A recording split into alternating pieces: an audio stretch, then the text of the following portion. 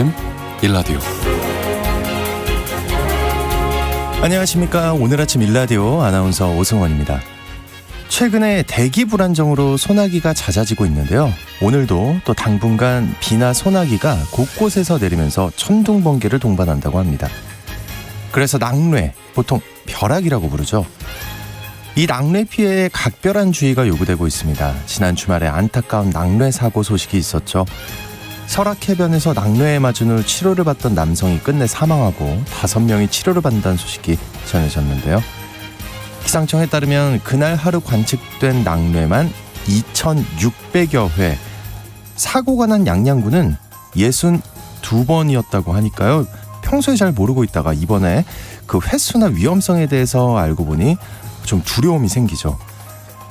보통 이런 낙뢰는 6월부터 8월까지 여름철에 약 80%가량 집중해서 나타난다고 하는데요. 지금부터 가장 주의가 필요하겠죠. 앞으로 낙뢰 예보가 있을 땐 자동차나 건물, 지하 같은 안전한 곳으로 대피하시고요.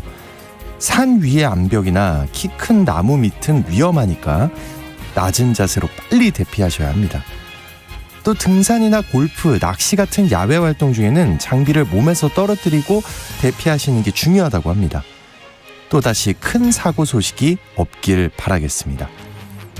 6월 12일 월요일 오늘 아침 일라디오 출발합니다.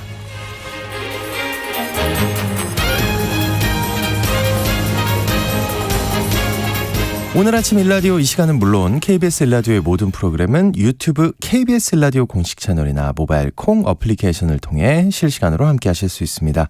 KBS 일라디오 채널 구독과 좋아요, 댓글 많이 부탁드립니다. 네, 매주 월요일 이번 주 농작업 정보 시간 준비되어 있고요. 건강의료 처방전 시간에는 우리 몸속의 공생 미생물과 먹는 미생물에 대해서 알아보겠습니다.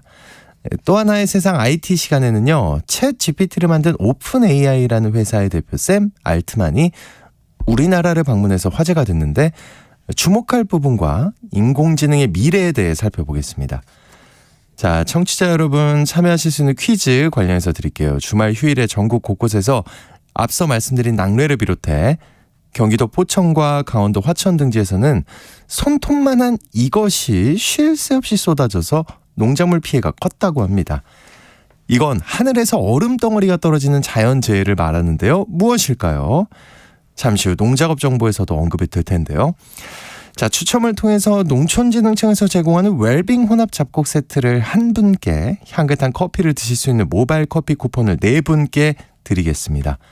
방송에 참여하실 분들은 단문 50원, 장문 100원이 드는 유료 문자 샵 9730으로 보내주시기 바랍니다. 유익한 정보와 살아있는 이야기가 있습니다.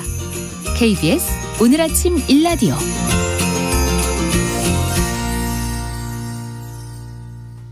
한 주간 농가에서 알아둬야 할 주요 농작업 정보를 전하는 시간입니다. 농촌진흥청 대변인실의 정병진 농촌지도관 전화 연결되어 있습니다. 안녕하십니까? 네, 안녕하세요. 네, 우선 청취자들이 관심 가질 만한 새로운 농업기술 소식 알아보겠습니다. 식혜나 한과, 고추장 같은 전통식품의 품질을 좌우하는 게 엿기름이라는데 이거와 관련해서 산업화 체계를 구축했다는데 이게 무슨 얘기인가요? 네, 말씀하신 대로 엿기름은 다양한 한식 요리의 품질을 좌우하는 중요한 중간 가공 원료인데요. 네. 그동안 엿기름 생산에 사용되는 보리가 저가 품종과 용도가 고려되지 않은 원료로 제조되고 있어서 제조 품질 표준화가 어려웠습니다. 농촌진흥청에서 엿기름 가공용으로 우수한 보리 품종인 해미를 활용해서 엿기름 표준화 공정을 개발하고 지역 협력과 산업체 기술 이전을 통해서 생산부터 가공 소비에 이르는 산업화 체계를 구축했습니다. 이게 그 표준화 공정을 하면 어떤 차이가 있는 건가요? 네, 기존 엿기름은 일반적으로 보리를 물에 담갔다 건지기를 2일 동안 반복을 하고 6일간 싹을 틔워서 5 내지 7일간 건조하는 과정을 거치기 때문에 만드는 데 총 10일 이상이 걸렸었는데요. 네. 이에 비해서 농촌진흥청에서 개발한 표준화 제조 공정으로 엿기름을 만들게 되면 8시간 물에 담가서 5일간 싹을 틔운 후에 24시간 동안 건조를 해서 6.3일로 제조 시간을 줄일 수 있습니다. 그리고 표준화 제조 공정에 따라 엿기름 전용 겉보리 품종인 해미로 엿기름을 만들었을 때 시판 제품보다 효소 효과는 1.7배, 방화력은 1.8배 높아서 식혜 만들기에 적합하고 풍미도 좋은 것으로 나타났습니다. 네, 이게 지금 팔리고 있나요? 소비자의 반응은 어떤가요? 현재 해미엿기름으로 제조한 식혜가 시중에 시판되고 있는데요. 네.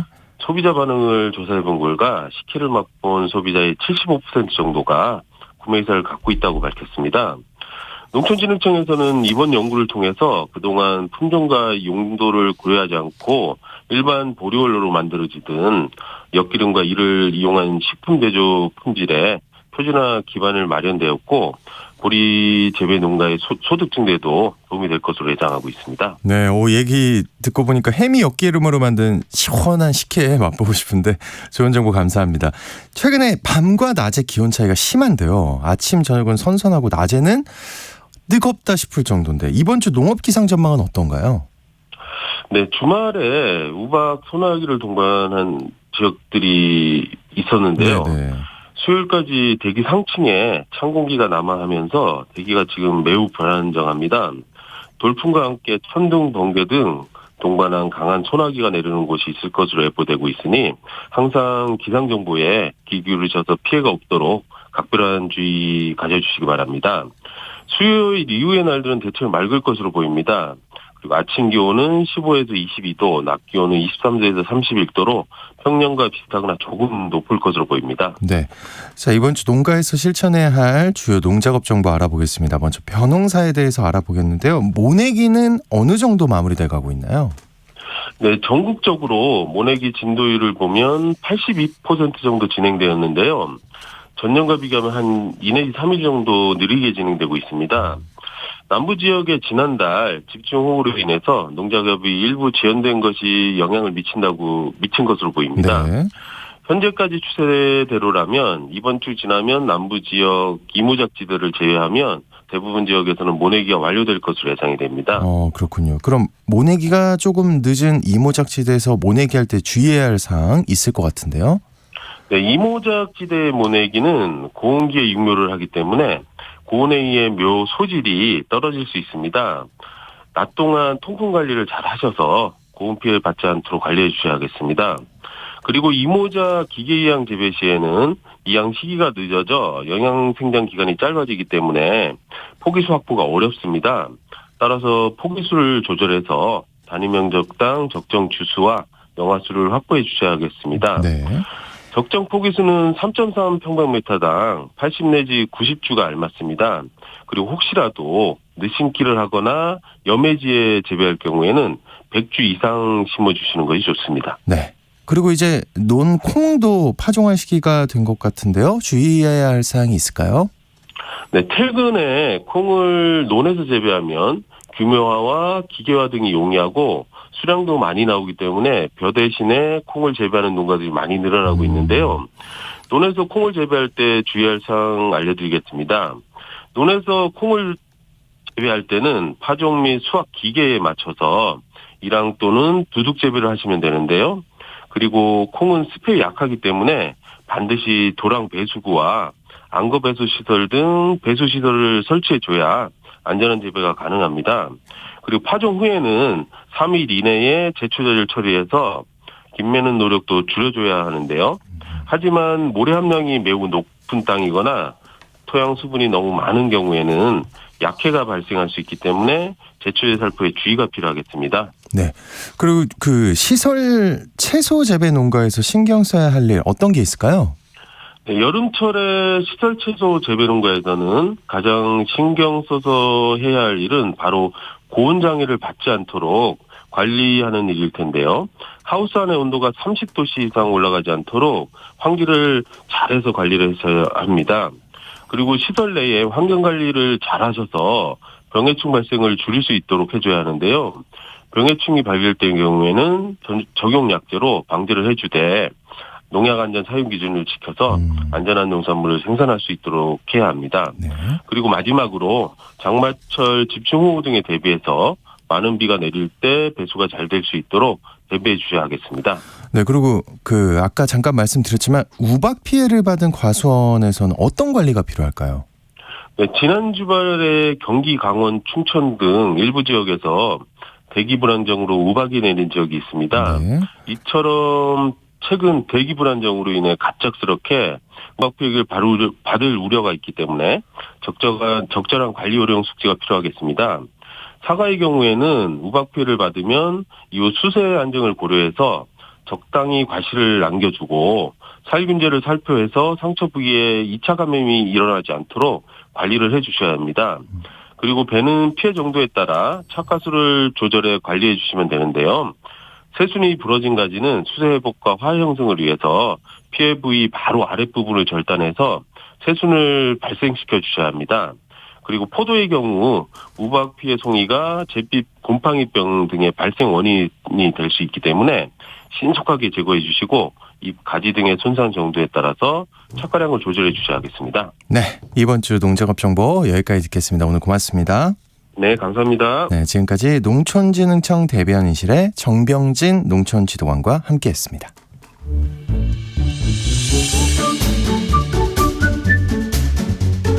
아침을 여는 기분 좋은 습관. KBS 오늘 아침 1라디오.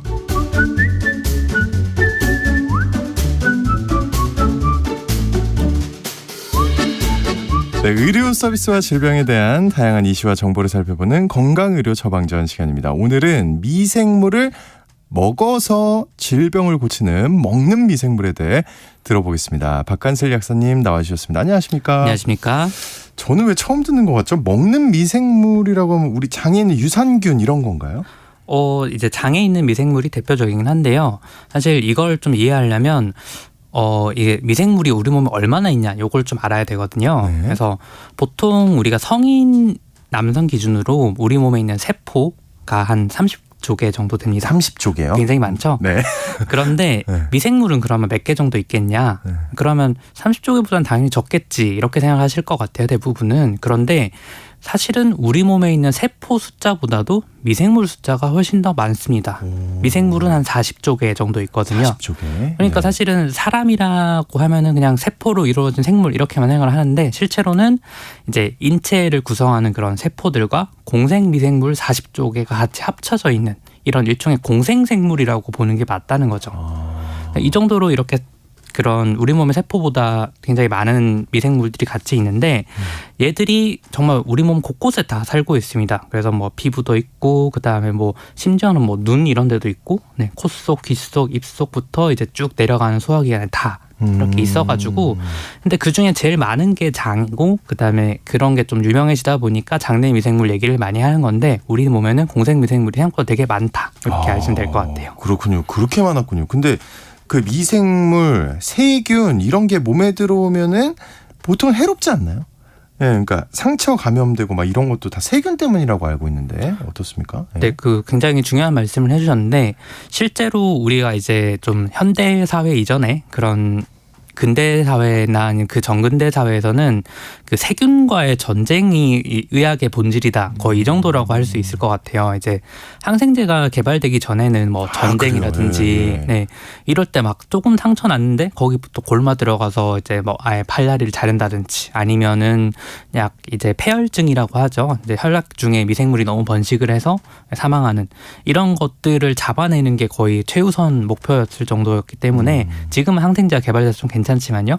그래서 예전에는 그런 의학자들이나 과학자들도 미생물이 있으면 안 좋은 거 아니냐 이렇게 생각을 했어요. 그런데 이게 연구를 더 하다 보니까 얘들이 원래 있어야 될 자리에서 균형 있게 잘 유지만 된다면 그런 우리 몸에 있는 공생 미생물들이 있는 게 해롭지 않다는 게 밝혀졌거든요.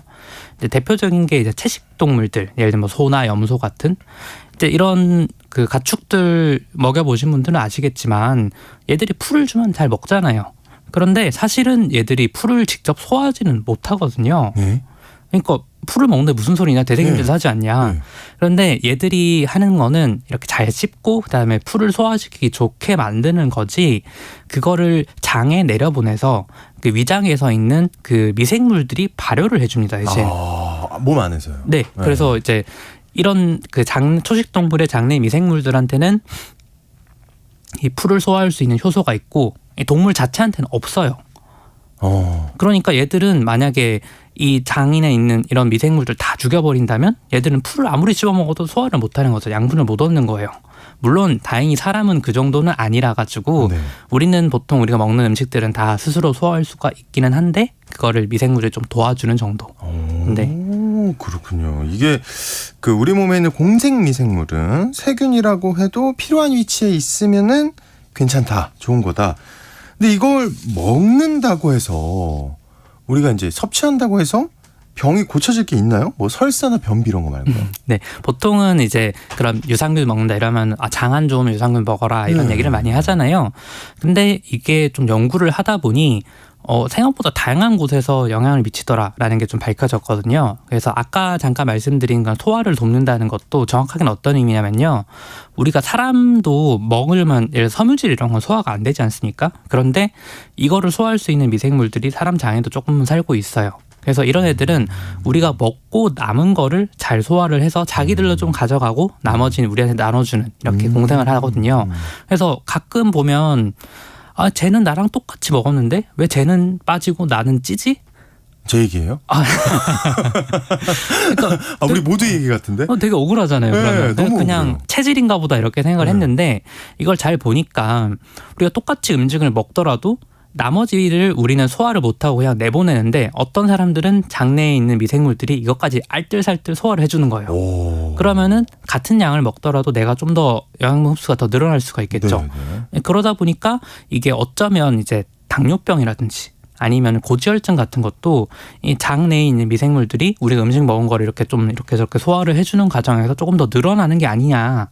그러니까 이런 거를 좀 심도 깊게 연구를 하기 시작했어요. 네네. 그러다 보니까 이제 뭐 탈지고 이런 거 말고도 이제 뭐랄까요 그 더 심한 경우는 이제 면역 질환 같은 것들도 우리가 장내 미생물 영향이 아닐까 이런 얘기를 하시는 분들이 계시거든요. 네. 그러니까 피부든 장애든 이런 것들이 많은데 얘들이 문제를 안 일으키는 게 뭐냐? 왜냐하면 우리가 면역계와 이렇게 상호작용을 해서 서로 이제 적응을 하는 거거든요. 그러니까 왜 우리가 택배 아저씨 오면 걔들이 막 짖잖아요, 엄청. 근데 자주 보다 보면은 괜찮은 사람이구나. 네. 그런 것처럼 서로 적응하는 과정을 거치는 건데 너무 깨끗하게 살다 보니까 애들이 그런 걸 못 하는 거죠. 우리 몸의 면역계가. 그러면 아토피나 이런 것들이 생길 수가 있거든요.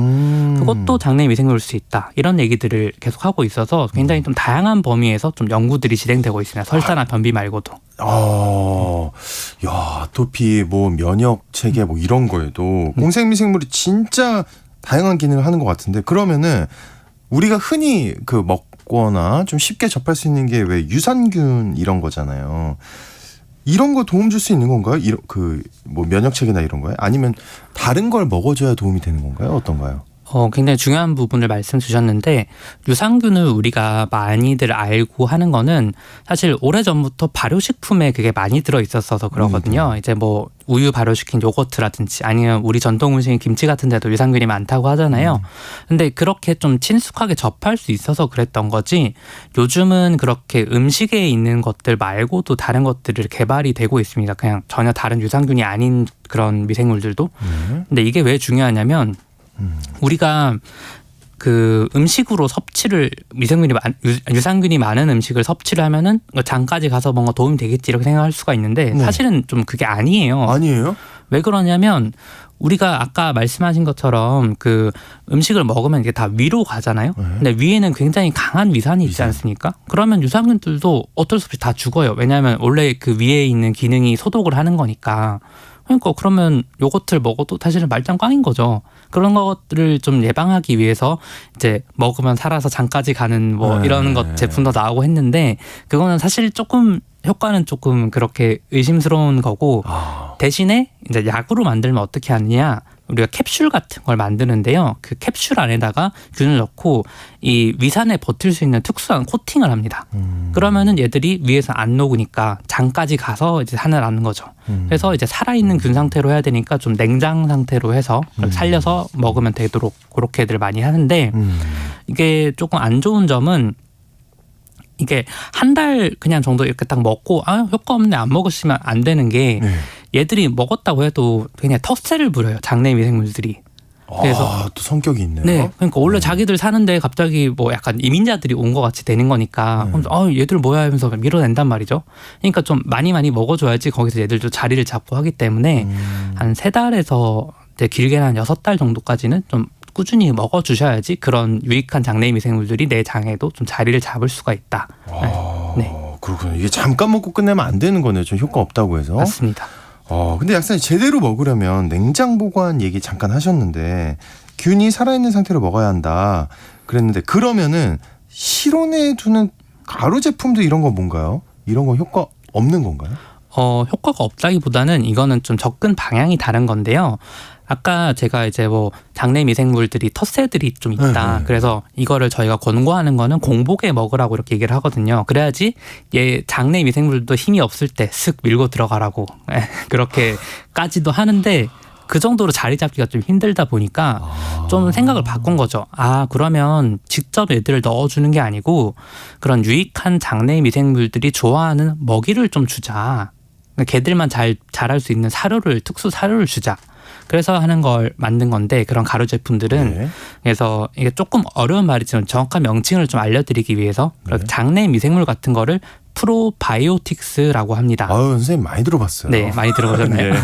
그런데 이제 그런 걸 직접 먹어주는 제품들도 있고 그래서 잘 보시면 냉장 유통되는 건 프로바이오틱스 이런 것들이 많을 거고요. 그 다음에 그 미생물이 좋아하는 사료를 먹어주자 대신 그런 거를 프리바이오틱스라고 합니다. 그래서 그런 거는 가루라든지 아니면은 유익균을 잘 갈아서 말려가지고 갈아서 먹어도 이제 그거를 비슷한 동족들의 그 양분을 얻을 수 있는 거라 가지고 또 좀 타료가 될 수 있거든요. 네, 그런 것들을 많이들 하고. 근데 꼭 이런 제품을 먹어야 되냐? 그건 아니거든요. 그래서 우리가 왜 건강한 음식을 먹어야 된다. 이게 약간 엄마 잔소리 같잖아요, 그냥. 근데 사실은 이게 장내 미생물에 더 영향이 있거든요. 예를 들어서 우리가 맨날 설탕이 있는 음식들, 가공식품들만 먹다 보면은 그 사료가 계속 그런 것만 들어오는 거 아닙니까? 그러니까 장에서도 설탕만 좋아하는 미생물들이 남는 거예요, 계속. 그러니까 이거를 좀 더 유익균으로 바꿔주려면 건강한 단백질이 들어있는 것들, 그 다음에 섬유질 많은 것들, 뭐 과일, 채소, 야채 이런 것들을 계속 먹어줘야지 그런 것들을 좋아하는 미생물들이 번성을 하겠죠. 그럼 우리 건강도 좀 좋아지고. 그래서 이게 안 된다면 그런 제품들도 한번 시도해 볼 수 있다 정도로 생각하시면 좋을 것 같습니다. 그렇군요. 근데 뭐 그런 얘기를 들었습니다. 그 미국에서 처음으로 먹는 미생물 약이 허가를 받았다 이런 소식을 들은 게 있는데 그러면은 그 이게 앞에 설명한 영양제랑은 다른 거죠? 아예 약이니까 허가를 받은. 네, 이거를 조금 설명을 드리고 싶은데 약이 나라에서 허가를 받으려면요, 이 약을 먹었을 때 우리 몸에 아주 심각한 부작용이 없다라는 그 하나 안전성을 먼저 확인을 해야 되고 두 번째로는 이거 실제로 효과가 난다라는 유효성을 검증을 받아야 됩니다. 요거 2개를 검증을 받아야 되는데 보통 우리가 먹는 영양제들은 이제 안전한 건 당연히 안전한 것들이니까 그런데 유효성은 그냥 도움이 될 수도 있다. 정도의 것들만 조금 너르게 검증을 해줘요. 그냥 그러니까 효과 없는 것만 구분을 할 수 있게. 근데 그 약은 그렇게 하지 않기 때문에 굉장히 엄격하게 허가를 받은 거고요. 이번에 허가를 받은 약은 뭐냐면 아까 제가 장내 미생물 이런 것도 균형이 중요하다고 말씀을 드렸잖아요. 그래서 이제 균형이 깨지면 굉장히 유해한 미생물들만 가득하게 되는 그런 상황이 발생할 수 있거든요. 그러면은 거의 하루 종일 혈변만 보시면서 굉장히 심각한 장염증이 생기는 경우들이 있어요. 그래서 이거를 어떻게 치료해 볼까? 항생제를 먹을까 했더니 또 안 되는 거예요. 왜냐하면 이미 다른 유익균이 없어진 상태니까 애들 잡아도 또 나쁜 균만 계속 자라서 그러면 이거 어떻게 치료해 하니까 건강한 사람의 대변을 오히려 그 대장 내시경 하듯이 그 밑으로 넣어가지고 좀 건강한 대변을 넣어주자. 남의 대변을. 너무 방법이 없으니까 그런 것까지 쓰는 거예요. 근데 좀 말씀 들어보면 알겠지만 좀 그렇잖아요. 그래서 이거를 먹는 약으로 좀 해결을 할 수 있게. 네. 그래서 그런 약을 계속 연구를 하죠. 왜 자꾸. 그래서 그거를 최초로 이번에 허가를 받은 거라서 이제 그런 식으로도 효과를 볼 수 있다는 게 입증이 됐다 보니 이제 앞으로는 관련된 질환을 치료하기 위해서 비슷한 아까 말씀드린 뭐 대사성 질환이라든지 아니면 뭐 이런 것들을 다양한 장내 미생물의 기능을 고려해서 먹어서 밑으로 말고 먹어서 할 수 있는 그런 것들이 좀 개발되지 않을까 생각을 합니다. 혹시 우리나라는 그런 관련된 일을 하고 있는 게 있을까요? 해외에서만 할 것 같지는 않은데 우리도 좀 빠르지 않나요? 이제 국내 제약회사 중에서도 그런 아예 약으로서의 미생물을 연구하는 곳들도 있고 아예 영양제 쪽으로 하는 그런 대기업도 있고 하는데 네. 사실 이렇게 어떤 균이 유익한 이걸 확인해 보려면 우리가 직접 건강한 사람 대변을 확인해야 되잖아요. 그래서 미국 같은 데는 이거 건강한 사람의 대변을 돈 주고 사가거든요. 세상에. 그러니까 되게 웃긴 얘기긴 한데 네. 사실은 이게 생물 자원이라고 생각하면 말은 되잖아요. 네. 네. 뭐그 정도니까. 근데 이거를 그렇게 막 대변을 뒤져서 찾아내는 건 어려우다 보니 직접 원하는 유전자를 가진 미생물을 공장에서 만들어낼 수가 있거든요. 그거를 바이오 파운드리라고 하는데 네. 국내에서도 그게 2028년부터는 이제 개소를 해서 공공 영역에서 같이 연구를 해서 나라가 같이 쓸 수 있도록 그런 것들을 하고 준비를 하고 있다고 알고 있습니다. 그렇군요. 기대를 우리나라도 네. 해봐야겠습니다. 자, 오늘 건강의료 처방전 흥미로운 먹는 미생물에 대해 살펴봤습니다. 박한슬 약사와 함께했습니다. 오늘 고맙습니다.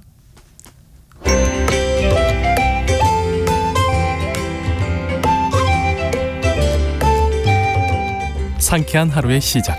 KBS 오늘 아침 1라디오.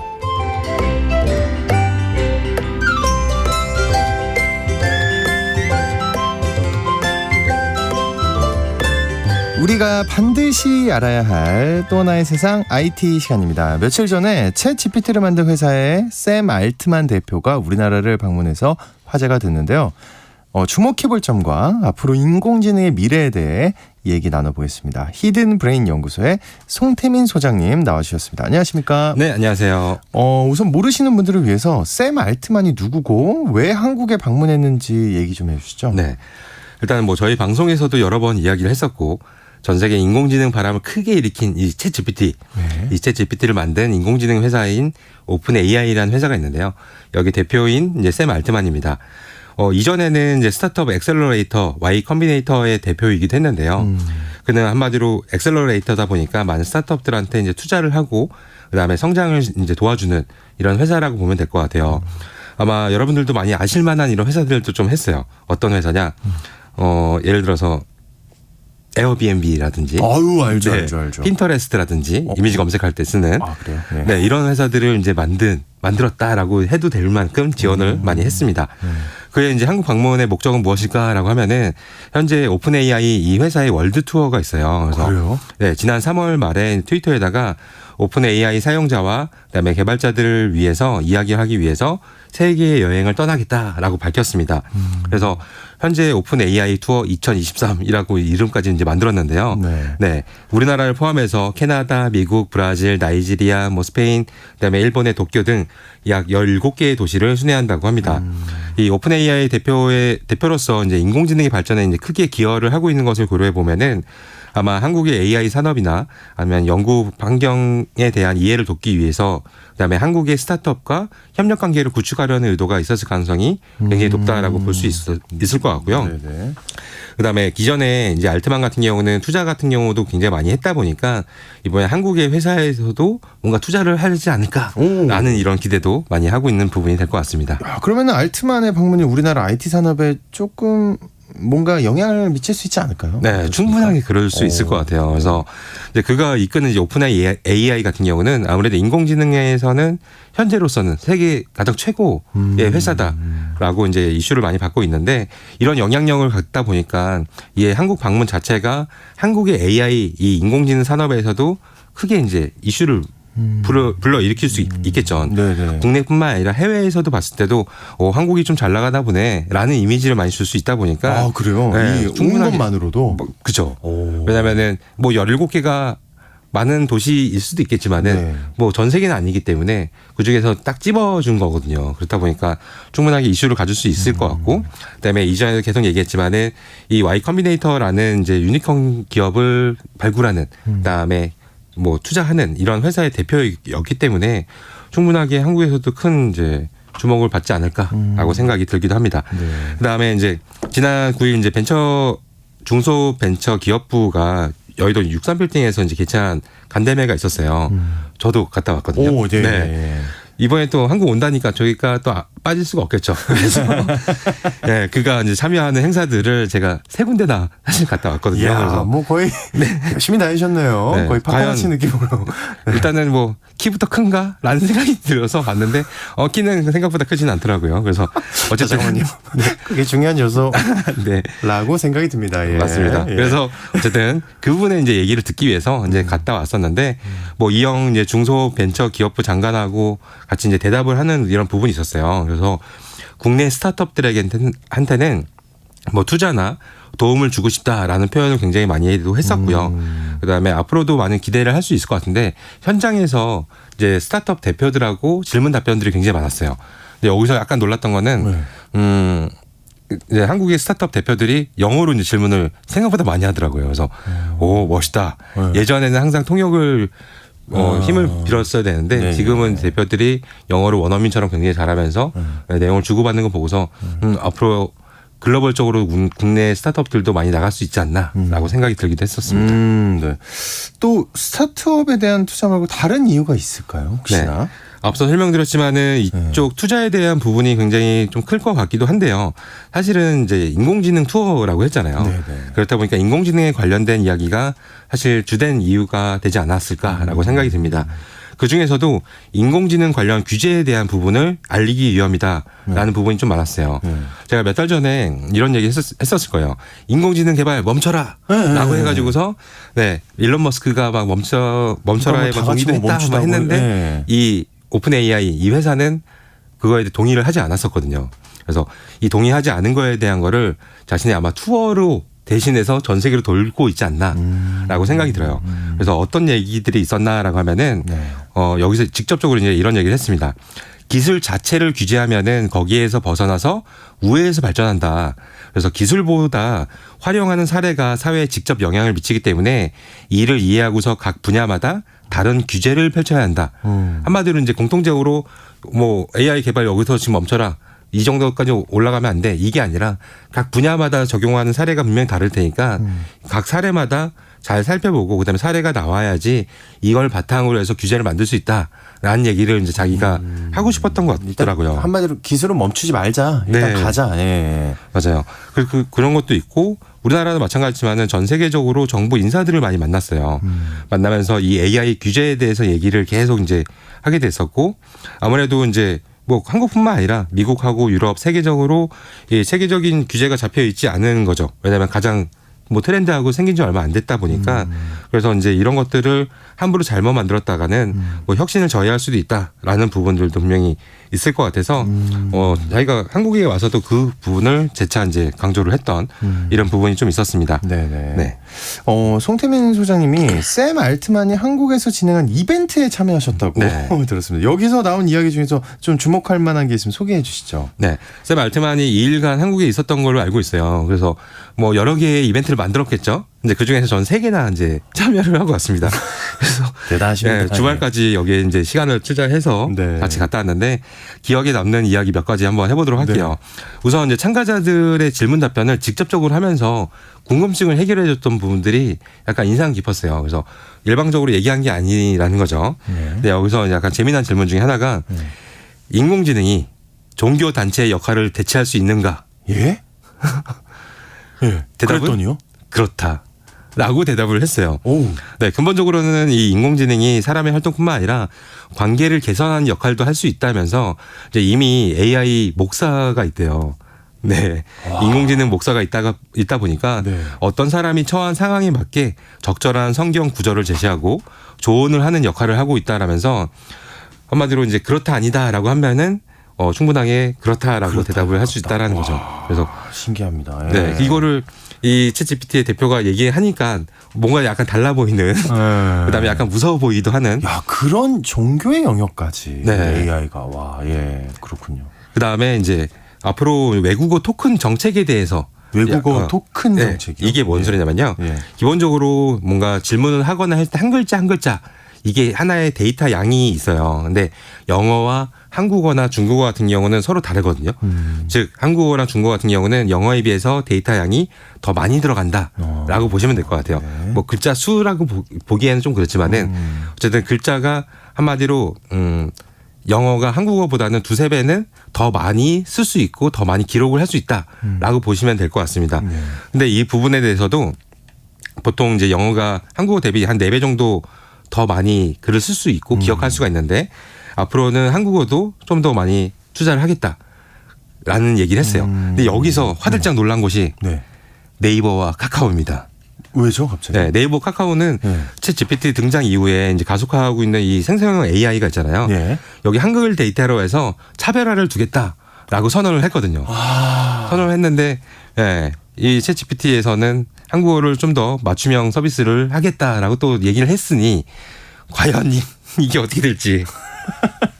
이거 네이버 카카오에서 별로 안 좋아할 것 같은데. 맞아요. 왜 우리 영역까지 하나 이럴 것 같은데요. 네. 네네. 네이버나 카카오는 올해 8월 달부터 해서 가을까지 해서 신규 서비스들이 나올 예정인데 과연 얼마나 잘 나오는지 좀 지켜보면 좋을 것 같습니다. 네. 또 다른 얘기 없나요? 또? 네, 이거 말고도 네. 이제 AI 때문에 이제 노동 시장이 어떻게 변화를 할 것인가. 이거 제일 관심이죠. 네, 이거에 대한 답변도 이제 직접 했어요.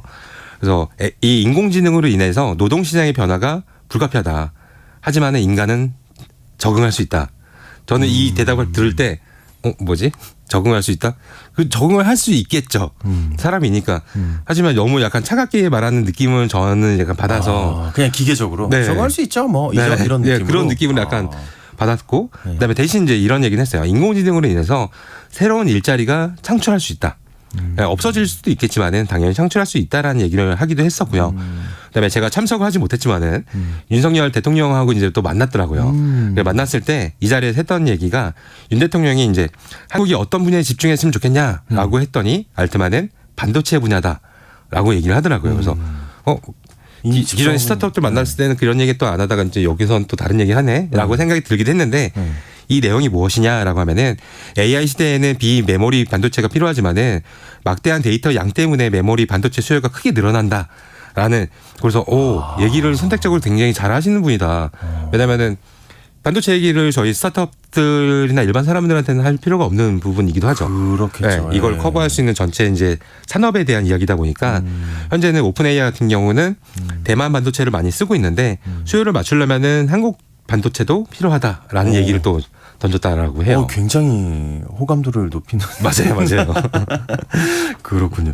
그럼 알트만의 방문이 인공지능 연구와 개발에는 어떤 영향을 미칠 수 있을까요? 네, 앞서서 설명을 많이 드리긴 했었지만은 네. 한국의 이 인공지능 연구랑 그다음에 개발 환경에서도 굉장히 긍정적인 역할로 비춰질 것 같아요.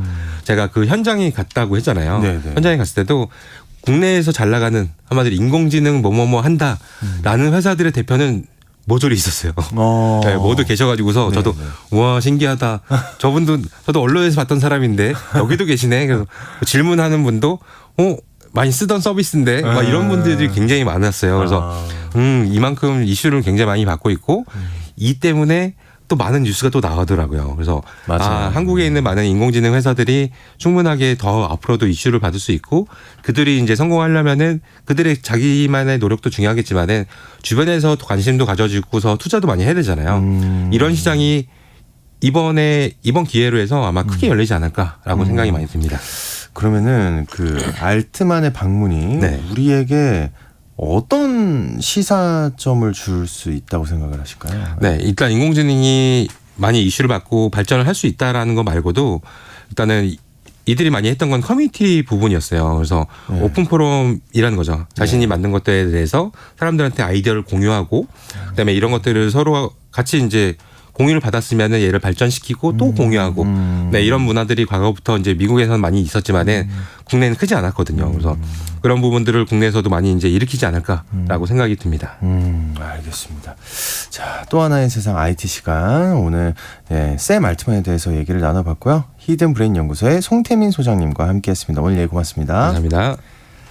네, 오늘 퀴즈 정답은 우박입니다. 8236님, 우박. 어제 강원도 다녀오는 길 비바람에 우박이 떨어지는 아주 무서운 경험을 했어요 하셨는데 이거 뭔지 알아요. 이게 진짜 우박이 오면 소리부터 시작해서 정말 소름 돋을 정도로 좀 깜짝 놀라는데 아유 고생하셨습니다. 무사히 오셔서 다행입니다. 8356님, 정답은 우박입니다. 즐거운 한 주 보내세요. 하트 이렇게 보내주신 아유 감사합니다. 8356님 그리고 우리 청취자 모두 즐거운 하루 보내시기 바랍니다. 7802님 우박입니다 보내주셨고요. 1973님 우박입니다. 여기는 전주인데요. 날씨가 흐려있네요 하셨습니다. 예, 비 올지 모르니까 우산 꼭 챙기시고 저는 내일 다시 돌아오겠습니다. 오늘 모두 좋은 하루 보내세요.